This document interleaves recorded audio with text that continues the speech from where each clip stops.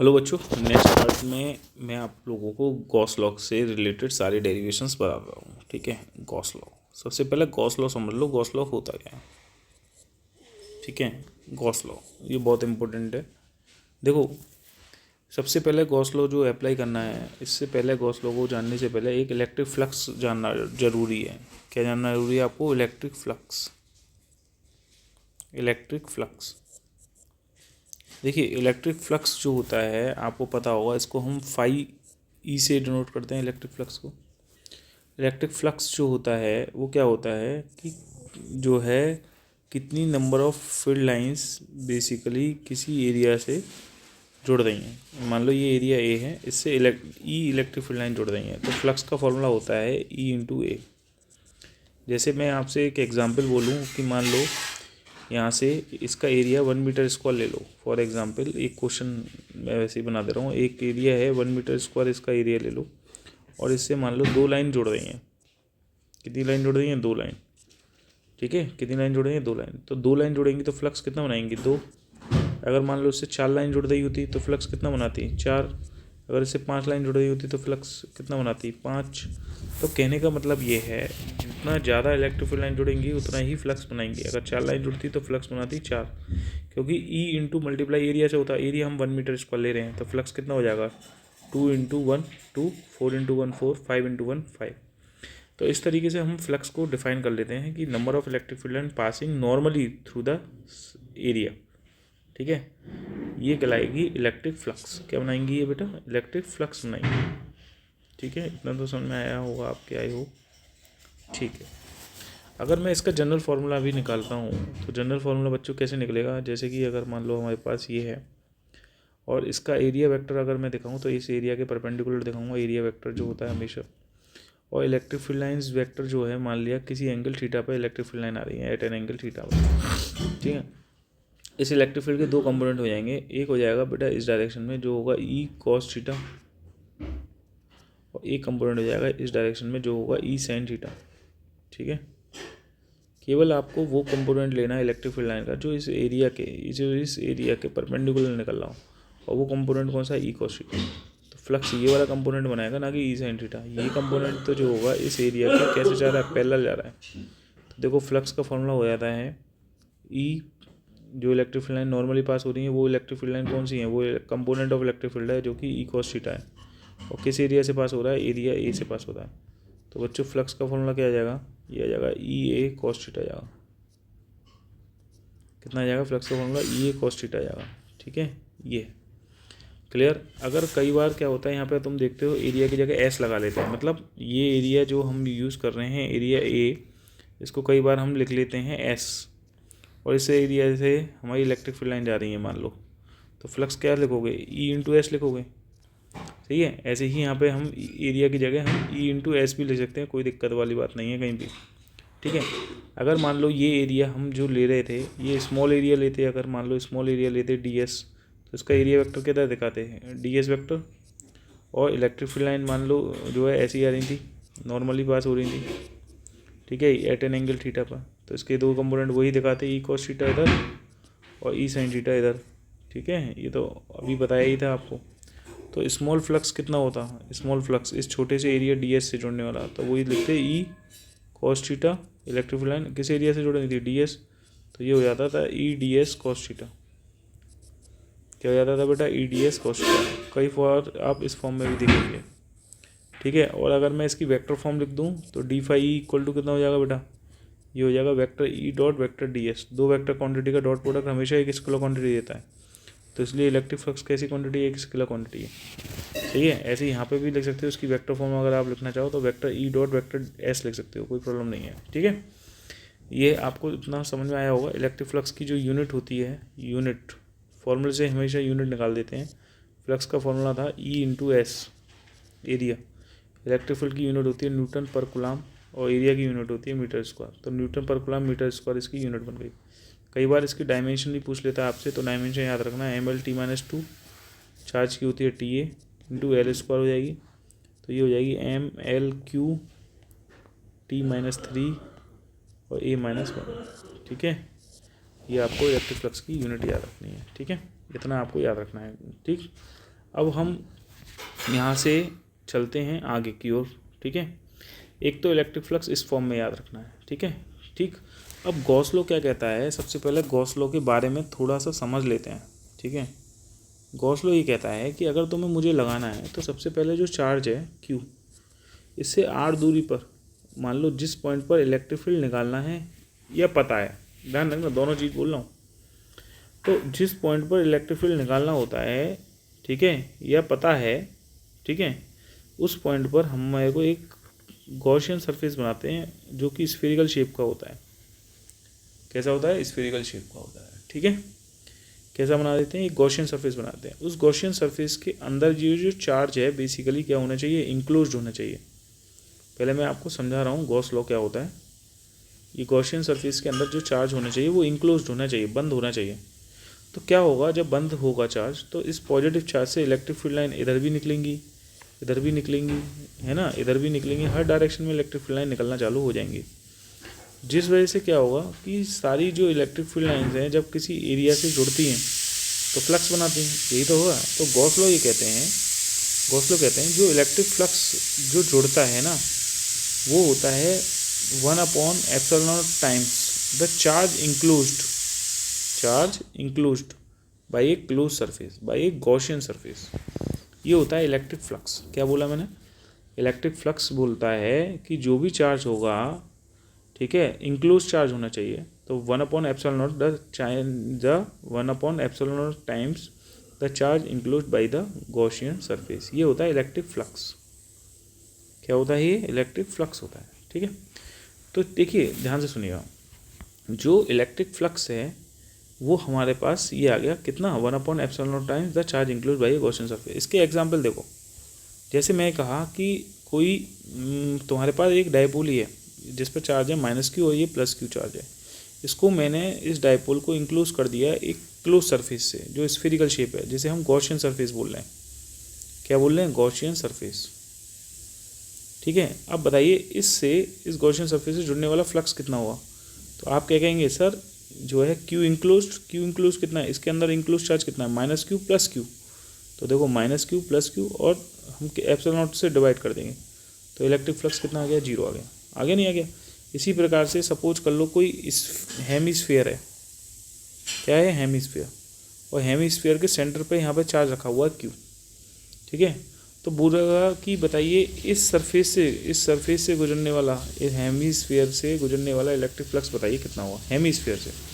तो अब आप क्या करेंगे, ये जो हेमीस्फीयर है ये तो था हेमीस्फीयर हमारा, इस हेमीस्फीयर से गुजरने वाला जो है यहाँ पे चार्ज रखा हुआ है, ये हेमीस्फीयर से गुजरने वाला इलेक्ट्रिक फ्लक्स नहीं। तो लेकिन जो इलेक्ट्रिक फील्ड लाइन होंगी आपको पता है ये जो चार्ज होना चाहिए ये इंक्लोज होना चाहिए, क्योंकि इलेक्ट्रिक फील्ड लाइंस अभी क्या है इस पूरे सरफेस से तो इंक्लोज होंगी नहीं, ऊपर से कुछ होंगी जुड़ेंगी लेकिन नीचे से निकल जाएंगी, नीचे से निकल रही है ना। यहाँ देखो, यहाँ से जो इलेक्ट्रिक फील्ड लाइंस निकलती हैं, यहाँ से जो इस वाले से बताया था, ये इलेक्ट्रिक फील्ड लाइन इस पूरे गॉसियन सरफेस से जुड़ रही हैं। क्यों? क्योंकि ऐसे इंक्लोज कर दिया। यहाँ पर जो पॉजिटिव से निकलेंगी आपको पता है, पॉजिटिव से जो इलेक्ट्रिक फील्ड लाइन निकलेंगी वो नेगेटिव जाकर ख़त्म हो जाएंगी। तो इसलिए नेट चार्ज कितना हो जाता है? यहाँ पे 0 ही हो जाता है, ठीक है। तो मैं ये बताना चाह रहा हूँ इस हेमीस्फीयर की वजह से जो है हेमीस्फीयर पर इलेक्ट्रिक फ्लक्स कैसे निकालेंगे। तो पहले आप क्या करेंगे, आपने जो ये किया है ये हेमीस्फीयर था, ठीक है। तो यहाँ पे जो चार्ज रखा हुआ है Q, पहले इसे इंक्लोज कर देंगे। हेमीस्फीयर को क्या कर देंगे बच्चा? इंक्लोज कर देंगे। ये अपनी तरफ से बना देना है, हेमीस्फीयर को इंक्लोज कर दिया। जब हेमीस्फीयर को इंक्लोज तुमने कर दिया, ये जो इंक्लोज कर दिया, तो ये पूरा सरफेस जो होगा यहाँ से यहाँ तक का पूरा सरफेस एक तरीके से गॉसियन सरफेस हो गया नहीं हो गया? अब गॉस लॉ लगा सकते हो आप। गॉस लॉ क्या कहता है कि ये जो है इसके अंदर जो चार्ज है इंक्लोज्ड, तो इलेक्ट्रिक फ्लक्स कितना हुआ? इलेक्ट्रिक फ्लक्स होगा जो इंक्लोज चार्ज है वो कितना है? Q 1/ε0 times the charge enclosed, ठीक है, इनसाइड द गॉसियन सरफेस। यही तो हो गया। अब ये बताओ मुझे आप, जो है ये जो इंक्लोज्ड, ये जो फ्लक्स जो जुड़ा है ये कितने हेमीस्फीयर से जुड़ा है बेटा? 2 हेमीस्फीयर से तो जुड़ा है बेटा, 2 हेमीस्फीयर से तो जुड़ा है। 2 हेमीस्फीयर से, अगर मैं कहूँ 1 हेमीस्फीयर से बताओ कितना हुआ? 1 हेमीस्फीयर से बताओ कितना हुआ? तो अब आप क्या कहेंगे, 1 हेमीस्फीयर से होगा Q/2/ε0। ये तो होगा 1 हेमीस्फीयर से जुड़ने वाला। तो ये याद रखना। तो ये गॉस लॉ से निकाल लेते हैं। ऐसे ही एक और क्वेश्चंस बताता हूँ मैं आपको, ठीक है। गॉस लॉ पे बड़े क्वेश्चंस आते हैं और बहुत बढ़िया भी टॉपिक भी है गॉस लॉ, ठीक है। तो ये कहता है जैसे कि मान लो कोई इस तरीके से स्क्वायर शेप का एक एरिया दे दिया आपको, स्क्वायर शेप का एरिया है, ठीक है, जिसकी साइड दोनों की बराबर है। मान लो ये भी ए है और ये भी ए है फॉर एग्जांपल, ठीक है। अब आपसे कह देगा बताओ इसके सेंटर से ऊपर आर दूरी पर एक पॉइंट है पी, इस पॉइंट है इस आर दूरी पर एक पॉइंट है पी फॉर एग्जांपल। तो बताओ इस सरफेस से गुजरने वाला फ्लक्स कितना हुआ, इस सरफेस से गुजरने वाला फ्लक्स बताओ, इस स्क्वायर से गुजरने वाला फ्लक्स बताओ। क्या निकालना है तुम्हें? फ्लक्स निकालना है थ्रू ए, फ्लक्स निकालना है थ्रू ए स्क्वायर से जुड़ने वाला फ्लक्स बताओ। तो भैया देखो गॉस लॉ लगाओगे तो सबसे पहले इस जो पॉइंट पी पर जो चार्ज रखा हुआ क्यू, आर दूरी पर एक पॉइंट पी था जिस पर चार्ज क्यू रखा हुआ था, तो इस चार्ज क्यू से इलेक्ट्रिक फील्ड लाइन निकलेंगी, वो इलेक्ट्रिक फील्ड लाइन इस एरिया से कितनी जुड़ेंगी वो आपको निकालना है, ठीक है, क्योंकि जुड़ना मतलब फ्लक्स, ठीक है।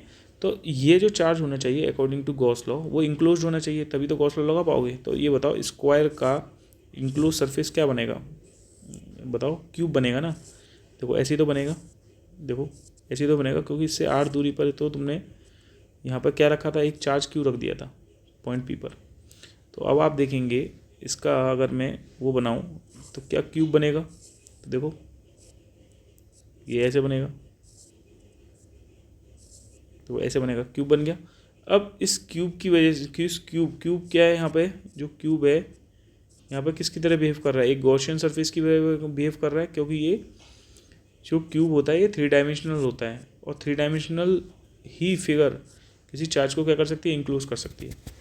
तो बताओ इससे जुड़ने वाला इलेक्ट्रिक फ्लक्स क्या होगा, इस क्यूब से जुड़ने वाला इलेक्ट्रिक फ्लक्स कितना होगा, वो होगा enclose charge Q by epsilon naught, ये तो होगा इलेक्ट्रिक फ्लक्स, कितना हुआ क्यू बाई एप्सिलॉन नॉट हो जाएगा, कितना हो जाएगा बेटा क्यू बाई एप्सिलॉन नॉट। लेकिन ये कितने स्क्वायर सरफेस से जुड़ रहा है, ये 6 स्क्वायर से जुड़ रहा है इलेक्ट्रिक फ्लक्स। देखो यहाँ से निकलने वाली जो इलेक्ट्रिक फील्ड लाइन होंगी वो इधर भी जाएंगी, कुछ इधर भी जाएंगी, कुछ फ्रंट में भी जाएंगी, कुछ इधर भी जाएंगी। तो देखो एक सरफेस ये है, एक दो, एक ऊपर है एक नीचे है, एक ये है एक ये है, 2 और 2 4, एक फ्रंट में है और एक इसके पीछे है, तो 6 हो गए ना, ये हो गए 6 स्क्वायर से जुड़ने वाला फ्लक्स है ये क्यू बाई एप्सिलॉन नॉट। अब मुझे बताओ एक स्क्वायर से जुड़ने वाला फ्लक्स कितना हुआ, तो सर कहोगे कि sir Q by 6 epsilon not हो, ये इलेक्ट्रिक फ्लक्स आ जाएगा एक स्क्वायर से जुड़ने वाला जो होता है क्यू बाई 6 एप्सिलॉन नॉट। तो कुछ समझ में आया आपके, ठीक है। तो अब मैं आपको यहाँ पर गॉस लॉ का प्रूफ और गॉस लॉ की सारी एप्लीकेशंस चालू करता हूँ धीरे धीरे बताना। देखो इधर गॉस लॉ, सबसे पहले according to Gauss law electric flux जो होता है फॉर्मूला वो होता है Q enclosed upon epsilon nought times, theory आप लिख ही लेंगे, electric flux through a close surface should be equal to the 1 upon epsilon nought times the charge enclose by a Gaussian surface, ठीक है। ये आपको स्टेटमेंट में बोलना पड़ेगा, ठीक है। अब इलेक्ट्रिक फ्लक्स वैसे जनरल फार्मूला आपको पता है, क्लोज इंटीग्रल होता है vector E dot vector D S, ठीक है, इक्वल टू होता है Q enclosed upon epsilon nought times. ये इलेक्ट्रिक फ्लक्स का फॉर्मूला आता है, ये फॉर्मूला आपको मैंने बता ही दिया था। इस फॉर्मूले से आप कोई भी डेरिवेशन आप क्या कर सकते हो, बेसिकली कर सकते हो, ठीक है। जैसे अगर मैं इसका प्रूफ देखूं कि ये इलेक्ट्रिक फ्लक्स जो होता है थ्रू एक क्लोज सरफेस, यहाँ पर ये जो सर्कल बनाया है इसका मतलब क्या है बेटा, ये इंटीग्रेशन बनाया है। पहले क्या करेंगे अभी मैं आपको बताता हूँ, ये क्लोज इंटीग्रल के लिए है, क्लोज इंटीग्रल के लिए है सर्कल, ठीक है, ध्यान रखना। कैसे प्रूफ करते हैं, तो देखो कोई चार्ज है, पॉइंट चार्ज है प्लस क्यू, इससे आर दूरी पर एक पॉइंट है पी, जिस पॉइंट पर क्या है आपको पता है इलेक्ट्रिक फील्ड की जो वैल्यू होती है आपको पता है, पॉजिटिव चार्ज की वजह से इस पॉइंट पर इलेक्ट्रिक फील्ड जो होता है बाहर की ओर होता है, और इसका मैग्नीट्यूड आपको पता है के क्यू अपॉन आर स्क्वायर होता है, 1/4 क्यू अपॉन आर स्क्वायर होता है। मैंने आपको बताया था जिस पॉइंट पर इलेक्ट्रिक फील्ड निकालना हो या पता हो उस पॉइंट पर क्या बना देते हैं, गॉसियन सरफेस बना देते हैं। तो देखो यहाँ पर हमने एक गॉसियन सरफेस बना दिया, ये कैसा बना दिया, स्फेरिकल, क्योंकि हमें प्रूफ भी करना है ना, गॉस लॉ को प्रूफ करना है, तो ये इंक्लोज चार्ज बना दिया।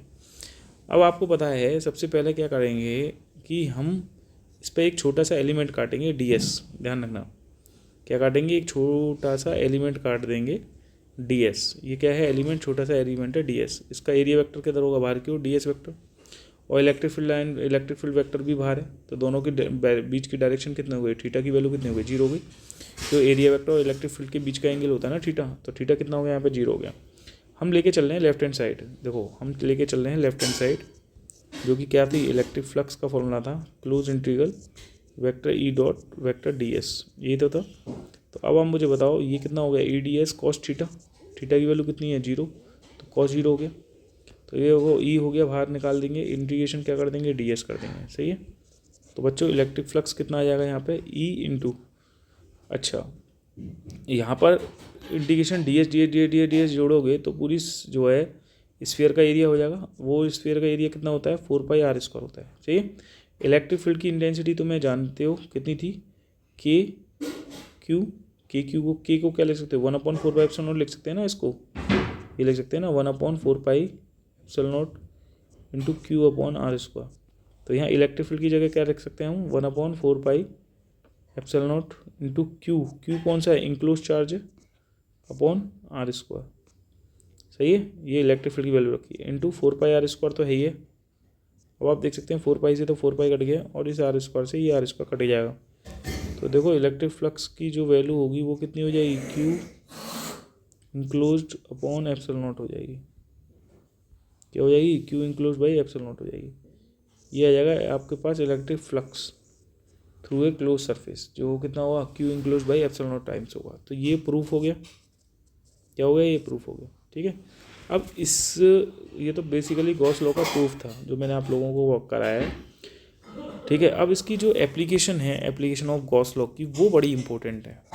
एप्लीकेशन ऑफ गॉस लॉ ये बड़ी इंपॉर्टेंट है, गॉस लॉ की एप्लीकेशंस, ठीक है। कई बार आपसे पूछी गई हैं गॉस लॉ की एप्लीकेशंस, ठीक है। तो चलो गॉस लॉ की एप्लीकेशंस में पहली एप्लीकेशन गॉस लॉ की पढ़ लेते हैं।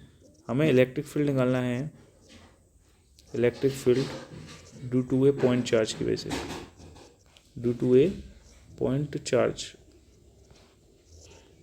क्या निकालना है, इलेक्ट्रिक फील्ड निकालना है due to a point charge की वजह से, ठीक है। Using Gauss law, using Gauss law, बेटा गॉस लॉ का यूज़ करके करना है, ठीक है।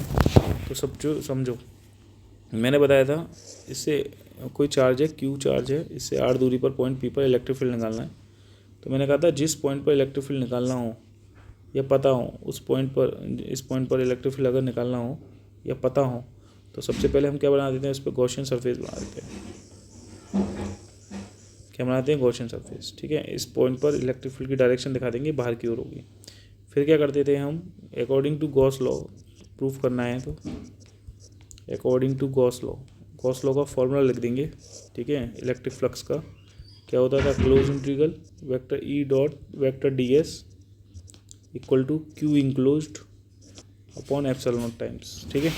तो ये बताओ यहाँ पे एक पहले छोटा सा एक एलिमेंट काटोगे डी एस का, तो इसका एरिया वेक्टर कितना दिखाओगे, बाहर की ओर डी एस वेक्टर, ये एरिया एलिमेंट ले लिया डी एस, ठीक है। दोनों की डायरेक्शन सेम है, थीटा की वैल्यू कितनी हो गई, 0 हो गई। तो यहाँ लिख देंगे close integral E into D S equal to Q enclosed, इसके अंदर गॉसियन सरफेस है, ये क्या है हमारे पास, गॉसियन सरफेस। कोई बताएगा गॉसियन सरफेस के अंदर जो चार्ज इंक्लोज है वो कितना है, क्यू। तो बेटा ये क्यू हो गया अपॉन ε0 हो गया। तो यहाँ से देखिए ई को बाहर ले लीजिए, ये हो गया integration D S equal to हो गया क्यू बाई ε0, ठीक है। एरिया जो जोड़ोगे डी एस एरिया जोड़ोगे तो क्या हो जाएगा, पूरा एरिया 4πr² इक्वल टू हो जाएगा क्यू बाई ε0। तो ये इलेक्ट्रिक फील्ड का वैल्यू आ जाएगी, कितनी आएगी, 1/4πε0 इंटू Q/r² आएगी, क्या आ जाएगी, ये इलेक्ट्रिक फील्ड निकल के आ जाएगा तुम्हारे पास, कितना होगा, 1/4πε0 Q/r² हो जाएगा, ठीक है। तो ये पहली एप्लीकेशन थी यूजिंग गॉस लॉ। आपको क्या निकालना था, इलेक्ट्रिक फील्ड निकालनी थी due to a point charge, जो यही होती है, ठीक है। सेकंड एक्सप्रेशन देखो, बहुत ही इंपॉर्टेंट है, इलेक्ट्रिक फील्ड निकालना है ड्यू टू, इलेक्ट्रिक फील्ड निकालना है एट ए पॉइंट पर due to infinitely long wire की वजह से, ठीक है। इलेक्ट्रिक फील्ड निकालना है due to infinitely long wire की वजह से, इन्फिनाइटली लॉन्ग वायर की वजह से, ठीक है। जिसकी हैविंग लिख दे रहा हूँ, having linear charge density lambda, linear charge density कितनी है, लैम्डा।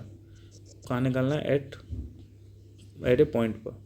इलेक्ट्रिक फील्ड निकालना है due to infinity long wire का having linear charge density lambda using Gauss law, ये लिख देते हैं यूजिंग गॉस लॉ का यूज़ करके, यूजिंग गॉस लॉ। ठीक है, तो देखिए ये एक्सप्रेशन जो मैं आप लोगों को बता रहा हूँ, ये एक्सप्रेशन जो है ना कई बार आ चुका है, कई बार। ठीक है ना, बोर्ड में आया हुआ है और बड़ा ही इंपॉर्टेंट डेरिवेशन है, जिसकी रिजल्ट जो निकलता है वो निकलता है E equal to lambda upon 2 pi epsilon nought. ठीक है, एक्सप्रेशन है due to infinity long wire की वजह से, जिसकी लीनियर चार्ज डेंसिटी लैम्डा है, यूजिंग करना है गॉस लॉ का यूज़ करना है। ठीक है, देखो कैसे करेंगे। आपको पता है कि कोई हमारे पास एक स्ट्रेट वायर है, ठीक है, इसकी इस पर पूरे पे चार्ज, एक वायर है इन्फिनिटी लॉन्ग वायर है, इस पर पूरे पे चार्ज बिखरा हुआ है। ठीक है, जिसकी लीनियर चार्ज डेंसिटी है लैम्डा, चार्ज क्यू डिस्ट्रीब्यूटेड है पूरी लेंथ पर, और जो है इसकी लीनियर चार्ज डेंसिटी है लैम्डा। ठीक है, तुम क्या करोगे, यहाँ से r डिस्टेंस पे जाओगे। ठीक है, r डिस्टेंस पर इस पॉइंट पर हम क्या करेंगे, सबसे पहले गॉस लॉ का यूज़ करना है। तो गॉस लॉ ये कहता है जो भी चार्ज है इसको इंक्लोज करो। तो इसको इंक्लोज करने के लिए, क्योंकि अभी आपने देखा था इससे पहले जो चार्ज था वो पॉइंट चार्ज था, तो कभी भी अगर चार्ज पॉइंट चार्ज है तो गॉसियन सरफेस कैसा होगा, स्फेरिकल होगा। याद रखना, गॉसियन सरफेस कैसा होगा, स्फेरिकल होगा। अगर पॉइंट चार्ज की ना होकर के लाइन चार्ज है, मतलब लाइन के अलोंग चार्ज डिस्ट्रीब्यूटेड है, तो गॉसियन सरफेस हमेशा याद रखना सिलिंड्रिकल होता है। कैसा होगा, सिलिंड्रिकल। ये दोनों चीज़ याद रखनी है आपको। तो यहाँ पे जो चार्ज है वो कैसा है, लाइन चार्ज है, मतलब लीनियरली चार्ज डिस्ट्रीब्यूटेड है अलोंग द लेंथ। तो यहाँ पर हम गॉसियन सरफेस बनाएंगे, कैसा, सिलिंड्रिकल बना देंगे। तो देखो ये हमारे पास सिलिंड्रिकल गॉसियन सरफेस बन जाएगा बेसिकली, कुछ इस प्रकार से सिलिंड्रिकल गॉसियन सरफेस क्या होगा, बन जाएगा। बोलो ठीक है बेटा, ये बन गया सिलिंड्रिकल गॉसियन सरफेस, है ना। अच्छा, ये जो गॉसियन सरफेस जो बना है, ठीक है, ये गॉसियन सरफेस सिलिंड्रिकल बना है, जिसकी रेडियस कितनी होगी यहाँ से यहाँ तक की, ये r ही होगी, और इसकी लेंथ मैंने मान ली है, लेके चल रहा हूँ l है। ठीक है, ये लेके चल रहा हूँ। अब गॉस लॉ का यूज़ करना है। ये गॉसियन सरफेस बन गया आपके पास, ये सिलिंड्रिकल गॉसियन सरफेस बन गया आपके पास। क्या है ये, गॉसियन सरफेस। ठीक है, तो according to Gauss law, according to Gauss law का यूज़ करेंगे अगर हम, तो क्या होता है, इलेक्ट्रिक फ्लक्स क्या होगा, वो होगा close integral vector E dot vector ds equal to होता है Q enclosed upon epsilon nought times. ठीक है, तो यहाँ पर आप देखें, पहली बात तो ये जो क्लोज इंटीग्रल है, मतलब सरफेस के लिए होता है क्लोज, मतलब गॉसियन सरफेस के लिए होता है। यहाँ गॉसियन सरफेस सिलिंड्रिकल है, और सिलेंडर जो बना हुआ है वो 3 सरफेस से बनता है, याद रखना। ये पहला सरफेस है, ये कोई दूसरा सरफेस है, और ये कोई मान लो तीसरा सरफेस है। अच्छा, ये पॉजिटिव चार्ज है, तो इससे जो इलेक्ट्रिक फील्ड लाइंस पास होंगी वो ऐसी होंगी। ठीक है, पॉजिटिव चार्ज से इलेक्ट्रिक फील्ड लाइन अवे जाती हैं, ये तो पता ही होगा तुम्हें। ठीक है, तो अब क्या करने वाले हैं हम, कि सपोज कर लो पहले इस क्लोज इंटीग्रल को 3 सरफेस में बदल देंगे। देखो 1 2 3, तो ये जो सिलेंडर बना है बेसिकली 3 सरफेस से मिला बना है। 2 तो प्लेन सरफेस हैं 1 और 3 वाले, और 2 कौन सा है, कर्व सरफेस है। तो पहले तो S1 S2 प्लस S3, ये 3 कर्व सरफेस है। सही है, इंडिकेशन कर दिया है। पहले एक छोटा सा एलिमेंट काटेंगे हर एक सरफेस पर, और उसका इंडिकेशन कर देंगे, तो पूरे के लिए आ जाएगा। तो एक छोटा सा एलिमेंट इस वाले सरफेस पे अगर हम काटें पहले वाले पे, तो ये बताओ, ये एक एरिया काट दिया मैंने छोटा सा, जो है DS1, इसका एरिया वेक्टर होगा एरिया के परपेंडिकुलर DS1 वेक्टर। ये बताओ, एरिया वेक्टर और इलेक्ट्रिक फील्ड के बीच का एंगल ये कितना है, θ1 90 डिग्री है। ठीक है, यहाँ तक समझ में आ गया। अगर मैं थर्ड वाले के लिए देखूँ, तो थर्ड वाले के लिए भी कुछ ऐसे ही होने वाला है। ये एक एरिया एलिमेंट काट दिया मैंने, ये वो भी एरिया एलिमेंट DS3 होगा, इसका एरिया वेक्टर किधर होगा, नीचे की ओर होगा, जो होगा DS3 वेक्टर। ये इलेक्ट्रिक फील्ड के संग कितना एंगल बना रहा है, ये भी 90 डिग्री बना रहा है। ठीक है, एक और एरिया काट दूंगा मैं इस वाले सरफेस पर, कर्व सरफेस एरिया पर, ये एरिया है DS2, इसका एरिया वेक्टर इधर दिखाऊंगा DS2 वेक्टर। अब इलेक्ट्रिक फील्ड और एरिया वेक्टर दोनों सेम डायरेक्शन में यहाँ पर, तो यहाँ पे थीटा कितना हो जाएगा, 0 हो जाएगा। इन्हीं को यहाँ पर आप पुट कर दीजिए। देखिए पहले सरफेस के लिए देखा जाए तो EDS1 cos 90 है, तो यहाँ लिख दिए EDS1 cos 90। सही है, दूसरे सरफेस के लिए अगर देखा जाए तो EDS2 cos 0 लिख सकते हैं, EDS2 cos 0। थर्ड वाले सरफेस के लिए क्या लिख सकते हैं, EDS3 cos 90। इक्वल टू, इसके अंदर जो इंक्लोज चार्ज है वो है क्यू बाई एप्सिलॉन नॉट, ठीक है। तो ये बताइए ये वाली जो वैल्यूज़ हैं, तो ये तो बच्चा जीरो हुई, cos 90 की वैल्यू जीरो होती है, ये भी जीरो होती है, तो केवल और केवल आपको इंडिकेशन में क्या बचता है, EDS2 cos जीरो की वैल्यू 1 होती है, इक्वल टू क्या बचता है, क्यू बाई एप्सिलॉन नॉट बचता है, ठीक है। DS2 है तो E into close integral DS2 equal to हो जाएगा ये क्यू बाई एप्सिलॉन नॉट। ये बताइए DS2 मतलब DS2 अगर हम कर्व सरफेस एरिया देखें तो कर्व सरफेस एरिया सिलेंडर का कितना होता है, 2πr/h, तो 2π इंटू रेडियस कितनी थी, स्मॉल r, और h कितनी है उसकी, l के बराबर है। q क्या होगा, लैम्डा इक्वल टू होता है चार्ज पर unit length, lambda equal to होता है बेटा चार्ज पर यूनिट लेंथ, तो q बराबर क्या होगा, लैम्डा इंटू l हो जाएगा, वो यहाँ रख दीजिए, q की वैल्यू रख देंगे lambda into l upon epsilon not. तो बच्चों इलेक्ट्रिक फील्ड की वैल्यू कितनी आएगी, देखो l से तो l कट गया, तो ये आ जाएगा lambda upon 2π epsilon naught into r आ जाएगा। ये इलेक्ट्रिक फील्ड का एक्सप्रेशन आ जाता है, ये याद रखना है, जो कि क्या होता है, lambda upon 2π epsilon naught into r होता है, ठीक है। ये आपको ध्यान से रखना है। अच्छा, इसी में एक चीज़ मैं आज ऐड करा दे रहा हूँ आप लोगों को।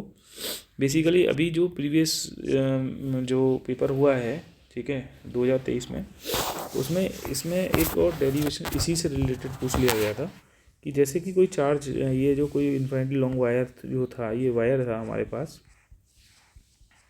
ठीक है।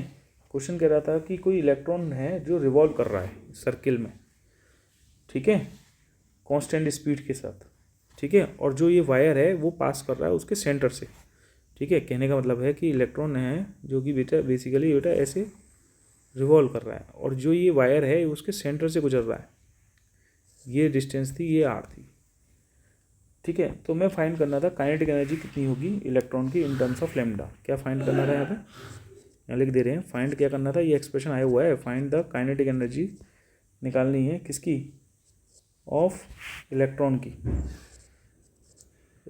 की किसमें, in terms of charge Q and linear charge density lambda के टर्म्स, ठीक है। ये पूछ रहा है, ठीक है, ये कोई वायर है हमारे पास, ठीक, कोई प्रॉब्लम। यहाँ पे इलेक्ट्रॉन क्या कर रहा है, बेसिकली घूम रहा है, इलेक्ट्रॉन रिवॉल्व कर रहा है, इससे v स्पीड से रिवॉल्व कर रहा है, ठीक है, हाई से वाले काइनेटिक एनर्जी होगी। ये चार्ज पॉजिटिव है, आपको पता है ये चार्ज पॉजिटिव है। जब ये चार्ज पॉजिटिव है, ये वो बताओ मुझे, ये पॉजिटिव चार्ज है और ये इलेक्ट्रिक फील्ड है। कोई इलेक्ट्रिक फील्ड में अगर इसका इलेक्ट्रिक फील्ड अगर देखा जाए, इस पॉजिटिव चार्ज की वजह से इलेक्ट्रिक फील्ड इधर ही तो होगा, और तुम्हें पता है इस इलेक्ट्रिक फील्ड में कोई अगर नेगेटिव चार्ज रखा हुआ है तो उस पर फोर्स किधर लगता है, इधर लगता है, इलेक्ट्रिक फील्ड के अपोजिट। तो बच्चों इस पर जो फोर्स लगेगा, इस वाले इलेक्ट्रॉन्स पर जो फोर्स लगेगा वो किधर लगेगा, टुवर्ड द सेंटर, बोलो, यही तो लगेगा, यही तो इलेक्ट्रिक फील्ड जो है बेसिकली क्या करेगा, फोर्स लगाएगा F। इतना क्लियर है यहाँ पर। तो तुमसे पूछ रहा है काइनेटिक एनर्जी बताओ, क्या बताओ काइनेटिक एनर्जी। अब मुझे बताओ ये जो फोर्स लग रहा है, इस फोर्स जो लग रहा है, ये फोर्स क्या करेगा, फोर्स एक्ट करेगा as a centripetal force, force act as a centripetal force की तरह ये फोर्स क्या कर रहा है, बेसिकली एक्ट कर रहा है। तो ये बताओ जो फोर्स है F जो कि सेंट्रीपिटल फोर्स की तरह एक्ट करेगा, फोर्स बराबर होता है QE इक्वल टू होगा सेंट्रीपिटल फोर्स, ये सेंट्रीपिटल फोर्स की तरह एक्ट करेगा। अच्छा, तो Q इंटू ई की वैल्यू क्या होती है, इन्फिनिटी लॉन्ग चार्ज वायर की वजह से lambda upon 2π epsilon naught into r होती है। अच्छा, सेंट्रीपिटल फोर्स क्या होता है, वो होता है mv² अपॉन r होता है, ठीक है। तो ये बताओ बेटा, r से तो r कैंसिल आउट हो गया, तो ये हो गया Q into lambda upon 2π into epsilon naught equal to हो गया mv²। अगर मैं यहाँ पर दोनों तरफ 1/2 का मल्टीप्लाई कर दूँ, 1/2 का दोनों तरफ, इससे क्या होने वाला है कि सर इससे ये हो जाएगा, काइनेटिक एनर्जी आ जाएगी 1/2 mv²। तो हाफ mv² को क्या लिखते हैं, काइनेटिक एनर्जी तो लिखते हैं, तो काइनेटिक एनर्जी का फॉर्मूला आ जाएगा बेटा, ये आ जाएगा Q lambda upon 4π epsilon naught. ये आ जाएगा आपके पास, किसका फॉर्मूला आ जाएगा, ये काइनेटिक एनर्जी का निकल के आ जाएगा, सही है, इन टर्म्स ऑफ लैम्डा और Q। यही आपसे पूछा था बेसिकली। अब इसके अलावा एक थर्ड चीज़ और पूछी गई थी कि बताओ ग्राफ बताना था बेसिकली किसका, काइनेटिक एनर्जी का, जो कि गया था एज ए फंक्शन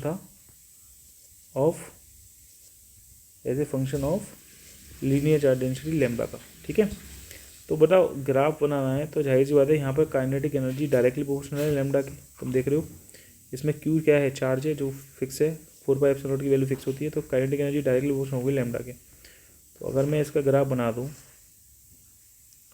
ठीक है, ये हमारे पास लैम्डा है और ये हमारे पास काइनेटिक एनर्जी है, तो इसका ग्राफ कैसा बनेगा, लीनियर बनेगा। कैसा बनेगा, लीनियर बनेगा, क्योंकि ये डायरेक्टली प्रोपोर्शनल है लैम्डा के। ठीक है, तो ये वाला जो डेरिवेशन है बड़ा ही इंपॉर्टेंट है और ये पूछा गया था। यहाँ तक तो आपको सबको आता ही है, लेकिन मैंने इसमें एडिशनल चीज़ ऐड करी हैं जिसमें काइनेटिक एनर्जी और वेरिएशन दिखाना था काइनेटिक एनर्जी का लैम्डा के साथ। ठीक है, नेक्स्ट लास्ट एप्लीकेशन है, ये भी देख लीजिए, बहुत ही इंपॉर्टेंट है। ये है इलेक्ट्रिक फील्ड निकालना है, इलेक्ट्रिक फील्ड निकालना है, इलेक्ट्रिक फील्ड निकालना है due to infinitely plane sheet की वजह से, इन्फिनाइटली प्लेन शीट की वजह से। किसकी वजह से, इन्फिनाइटली प्लेन शीट की वजह से इलेक्ट्रिक फील्ड निकालना है due to infinitely plane sheet की वजह से। ठीक है, जिसकी having surface charge density sigma है, having surface charge density sigma, surface charge density sigma, इसकी सरफेस चार्ज डेंसिटी कितनी होगी, सिग्मा होगी। सही है, तो देखो बेटा आपको यहाँ पर पता है कि कोई इन्फिनाइटली लॉन्ग प्लेन शीट्स है। ठीक है, इन्फिनाइटली लॉन्ग प्लेन शीट्स है, ये पूरा जो चार्ज डिस्ट्रीब्यूट है इस पूरी शीट के एरिया पे डिस्ट्रीब्यूट है, तो इसकी सरफेस चार्ज डेंसिटी कितनी होगी भैया, सिग्मा इक्वल टू होगी चार्ज पर यूनिट एरिया। ठीक है, अब आपने क्या किया, यहाँ से 8 दूरी पर जा कर के 8 डिस्टेंस पॉइंट पी पर एक सबसे पहले क्या बनाते हैं हम, एक गॉसियन सरफेस बनाते हैं। क्या बनाते हैं, एक गॉसियन सरफेस। कैसे बनाएंगे, कैसे बना देंगे, सिलिंड्रिकल गॉसियन सरफेस बना देंगे। क्यों बना देंगे सिलिंड्रिकल गॉसियन सरफेस बेटा, वो इसलिए बनाएंगे क्योंकि हमारे को पता है कि कभी भी चार्ज अगर लीनियरली डिस्ट्रीब्यूट होता है, लेंथ पर डिस्ट्रीब्यूट होता है या एरिया पर डिस्ट्रीब्यूट होता है, और वो भी एरिया कैसा है, बिल्कुल ऐसा है, पूरी शीट पे चार्ज डिस्ट्रीब्यूटेड है, तो ऐसे में हम जो गॉसियन सरफेस बनाते हैं basically cylindrical Gaussian surface use करते हैं। अब कई बच्चों का ये कहना है कि ये तो चार्ज सर इसके अंदर पूरा इंक्लूज नहीं है, बट हम इसी तरीके से बनाएंगे। ये इमेजिनरी सरफेस होता है बेसिकली गॉसियन सरफेस, बस इसके अंदर कुछ ही चार्ज आ जाए ना, अगर अंदर आ जाए तो यही मान के चल लेते हैं कि ये जो है सरफेस, जो गॉसियन सरफेस है, ये इन चार्ज को इंक्लूज कर रहा है। ठीक है, अब वही चीज़ यहाँ पर आएगी। देखिए इस वाली शीट के थ्रू, क्योंकि पॉजिटिव चार्ज है तो इसकी वजह से इलेक्ट्रिक फील्ड यहाँ भी होगा, इस साइड भी इलेक्ट्रिक फील्ड जा रहा होगा। ठीक है, दोनों तरफ इलेक्ट्रिक फील्ड निकल रहे होंगे। ठीक है, कुछ इधर भी जा रहा होगा, कुछ इधर भी जा रहा होगा। अब यहाँ भी देखिए, यहाँ पर भी 3 सरफेस हैं, पहला ये है, दूसरा ये है और तीसरा ये है। ठीक है, 3 सरफेस है, कोई प्रॉब्लम नहीं सर। ठीक है, तो अकॉर्डिंग टू गॉस लॉ आपको पता है, according to Gauss law electric flux जो होता है थ्रू ए क्लोज सरफेस, आपको पता है close surface vector E dot vector D S equal to होता है Q enclosed upon epsilon times, यही होता है। अब यहाँ पे फिर से वही करेंगे कि इस क्लोज इंटीग्रल को किस में चेंज कर देंगे, 3 एरिया में चढ़ देंगे, 1, 2 और 3। तो S1 प्लस S2 और प्लस S3 इक्वल टू हो जाएगा ये Q बाई एप्सिलॉन टाइम्स। ठीक है, देखो S1 में अगर मैं एरिया चूज़ करूँगा, यहाँ पर अगर मैं इस वाले को एरिया अगर निकालता हूँ, ये वाला एरिया चूज़ करता हूँ DS1, तो इसका एरिया वेक्टर किधर दिखाऊंगा, इधर दिखाऊंगा एरिया वेक्टर, और इलेक्ट्रिक फील्ड लाइन की भी डायरेक्शन इधर है, तो थीटा 0 हो गया। ऐसे ही अगर मैं इस वाले एरिया की बात करूँ, इस वाले एरिया की, तो ये DS3 हो गया एरिया, और इसका एरिया वेक्टर भी इधर होगा क्योंकि होगा DS3 वेक्टर। ठीक है, अगर मैं इस वाले एरिया को लूँ, कोई एरिया ले लूँ, यहाँ पर DS2 एरिया ले लूँ, DS2 इसका एरिया वेक्टर दिखाऊँ, तो बच्चों यही तो आएगा DS2 वेक्टर। तो इसका जो इलेक्ट्रिक फील्ड लाइन वेक्टर है उससे थीटा की वैल्यू कितनी हो जाएगी, 90 डिग्री हो जाएगी। यहाँ पे थीटा की वैल्यू कितनी होगी, क्योंकि इलेक्ट्रिक फील्ड जो है वो इधर साइड है, तुम देख रहे हो इलेक्ट्रिक फील्ड साइड इस साइड है या इस साइड है, कोई भी दिखा दो, तो यहाँ से थीटा की वैल्यू कितने दिखाओगे, 90 डिग्री दिखा दोगे, कोई प्रॉब्लम नहीं है। यहाँ से इलेक्ट्रिक फील्ड इधर जा रहा है, कोई दिक्कत नहीं है, कहीं भी दिखा दो, थीटा की वैल्यू क्या होने वाली है, 90 डिग्री होने वाली है। ठीक है, तो चलो पहले सरफेस S1 के लिए थीटा 0 है, तो क्या लिखोगे, ई। अच्छा, ये जो एरिया है ना, ये वाला जो एरिया है, ये वाला जो एरिया है, ये वाला एरिया, और देखो ये वाला जो एरिया है, दोनों बराबर होंगे। S1 और S2 जो वाले जो एरिया होंगे ये बराबर होंगे, तो यहाँ पे EDS1 तुम पहले EDS1 लिख दो, कोई दिक्कत नहीं, EDS1 cos 0, ये था cos 0। अच्छा, और देखो S2 वाला क्या था, EDS2 cos 90, क्या था EDS2 cos 90, तो ये EDS2 cos 90 हो गया। और इसके लिए क्या लिखूँगा, EDS3 cos 0 लिखूँगा। तो बच्चा क्या आ गया, यहाँ से ई बाहर ले लेंगे तो इंटीग्रेशन DS1 आ गया cos सरफेस S1 के लिए, इसकी वैल्यू क्या आ गई, 0 आ गई, cos 90 की वैल्यू 0 होती है, प्लस ई बाहर ले लीजिए, इंटीग्रेशन DS3 लिख दीजिए S3 के लिए, इक्वल टू क्या होगा, Q इंक्लोज्ड कितना था, Q/ε0। तो देखिए यहाँ पे EDS1, क्योंकि मैंने यहाँ पे अगर लिखा जाए इसका इंटीग्रेशन करोगे तो ये S1 आ जाएगा, प्लस ई इंटू कितना आ जाएगा, ये S3 आ जाएगा, इक्वल टू कितना हो जाएगा, Q इंक्लोज्ड अपॉन ε0। तो देखो सिंस आपको पता है S1 किसके बराबर है, S3 के बराबर, और वो कितना है, S के बराबर है। तो ये बताओ, इसको मैं लिख सकता हूँ E into S plus E into S, कितना आ गया, ये Q/ε0 टाइम्स आ गया। तो E इंटू एस को लिख सकता हूँ 2E इंटू एस, अब हो गया Q/ε0 टाइम्स। लेकिन हम जानते हैं कि वी नो दैट कि सिग्मा इक्वल टू होता है surface charge density equal to होता है चार्ज पर यूनिट एरिया। एरिया को क्या लिखेंगे, एस लिख लेंगे, क्या लिखेंगे, एस। तो बच्चा क्यू बराबर क्या हो जाएगा, सिग्मा इंटू एस हो जाएगा, वो उठा के ऊपर रख दीजिए, तो क्या आ जाएगा, ये 2E into S equal to sigma into S upon ε0 आएगा। इस एस से एस कैंसिल आउट हो जाएगा, तो यहाँ से इलेक्ट्रिक फील्ड की वैल्यू कितनी आ जाएगी, सिग्मा/2ε0 आ जाएगी। तो ये वाला एक्सप्रेशन हम बेसिकली निकालते हैं, जो कि बड़ा ही इम्पोर्टेंट है, और इस पर एक न्यूमेरिकल्स भी है, बोर्ड में आए हुए हैं न्यूमेरिकल्स भी हैं इस पर, जो कि बड़े आसान न्यूमेरिकल्स होते हैं। यहाँ पे इलेक्ट्रिक फील्ड जो है स्मॉल r पे इंडिपेंडेंट है, यहाँ इलेक्ट्रिक फील्ड क्या है, इज इंडिपेंडेंट है किस पे, ऑन r पर इंडिपेंडेंट है, r पे बेसिकली क्या नहीं कर रहा बेटा, वो डिपेंड नहीं कर रहा है, ये आपको याद रखना है, ठीक है। तो इसके अलावा आप अगर हम दिखाना चाहें तो इसमें आप ये दिखा सकते हो कि यहाँ पर कोई एक न्यूमेरिकल लेकर के हम इसको क्वेश्चंस को और अच्छे से इसको और समझ सकते हैं। मतलब बेसिकली कि जो इलेक्ट्रिक फील्ड होता है, ठीक है, देखो क्वेश्चन कई बार ऐसा आ जाता है, देखो मैं बता देता हूँ, क्वेश्चन जो है बोर्ड में आया ही क्वेश्चन है, जो हम लेके चल रहे हैं इस क्वेश्चन को, जो बोर्ड में आया हुआ क्वेश्चन है, ठीक है। तो बेसिकली आपको इन्फिनाइटली प्लेन शीट्स दे रखी होगी और उसकी वजह से आपको पूछ लिया होगा, ठीक है। देखिए ध्यान से सुनिए, जैसे आपसे कहा है कि कोई हमारे पास कोई इन्फिनाइटली प्लेन शीट्स हैं, ठीक है, कौन सी हैं, इन्फिनाइटली प्लेन शीट्स दे रखी हैं। मैं बेसिकली ये क्वेश्चंस देख रहा हूँ जो तुम्हारे लिए बढ़िया सा मिल रहा है एक क्वेश्चंस, ठीक है, या चलो मैं अपने हिसाब से बता देता हूँ। देखो यहाँ पे ये कोई चार्ज दे रखा है, यहाँ पे मान लो ये चार्ज दे रखा है, यहाँ पे चार्ज डेंसिटी प्लस सिग्मा दे रखी है फॉर एग्जांपल, और यहाँ पे दे रखी है मान लो माइनस सिग्मा, ठीक है। ये एक और एप्लीकेशन है, याद रख लेना। मान लो यहाँ पे पॉइंट P है और यहाँ भी पॉइंट P है और बीच में कोई पॉइंट P डैश है, ठीक है। आप कहोगे सर ये डिस्टेंस कितनी है, ये डिस्टेंस कितनी है। बेसिकली इलेक्ट्रिक फील्ड जो आर पे डिपेंड करता ही नहीं है, कितनी भी डिस्टेंस हो उससे कोई मतलब नहीं है, ठीक है।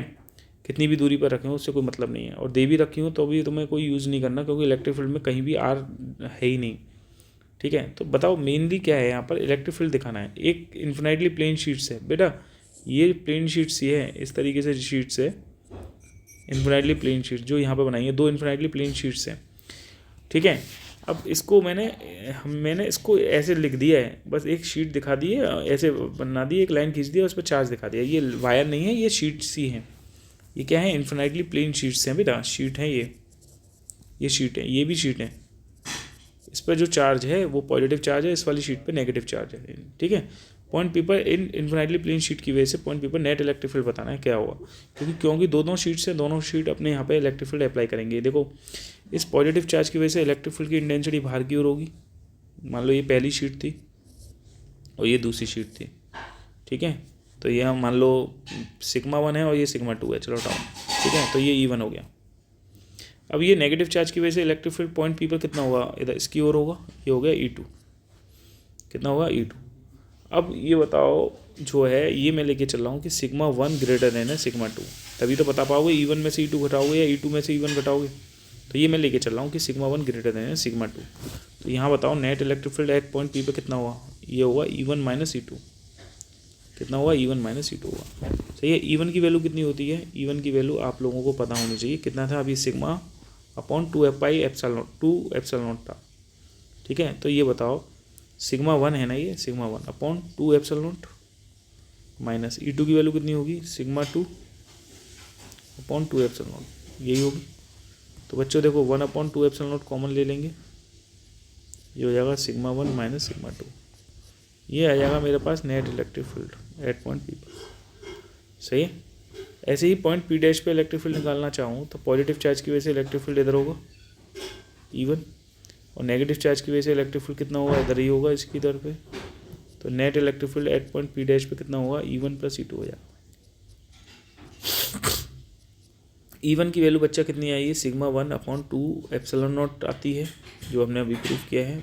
क्योंकि यहाँ पर मेनली यही देखना है, देखो नेगेटिव चार्ज की वजह से इलेक्ट्रिक फील्ड की इंटेंसिटी इसी की ओर होगी, क्या होगी, नेगेटिव चार्ज की इलेक्ट्रिक फील्ड की इंटेंसिटी इसकी ओर होगी। ठीक है, और पॉजिटिव चार्ज की वजह से इसके अवे होगी। तो सिग्मा 1 दोनों एक ही डायरेक्शन हो गए तो हम रिजल्टेंट इलेक्ट्रिक फील्ड जुड़ जाएगा।